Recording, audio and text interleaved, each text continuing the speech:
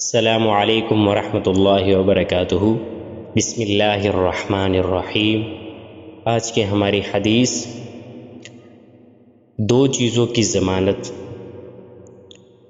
حضرت سہل بن سعد رضی اللہ تعالی عنہ سے روایت ہے کہ رسول اللہ صلی اللہ علیہ وسلم نے فرمایا، جو شخص مجھے اس چیز کی ضمانت دے جو اس کے دونوں جبڑوں اور دونوں ٹانگوں کے درمیان ہے تو میں اسے جنت کی ضمانت دیتا ہوں۔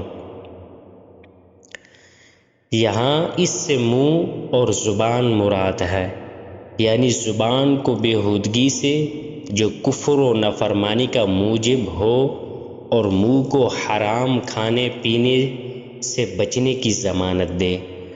ٹانگوں کے درمیان سے مراد شرمگاہ ہے کہ اسے معصیت سے محفوظ رکھے۔ اللہ تعالیٰ سے دعا ہے کہ اللہ ہمیں ان احادیث پر صحیح معنوں میں عمل کرنے کی توفیق عطا فرمائے، اور ہماری حوصلہ افزائی کے لیے چینل کو ضرور لائک، شیئر اور سبسکرائب کیجیے گا۔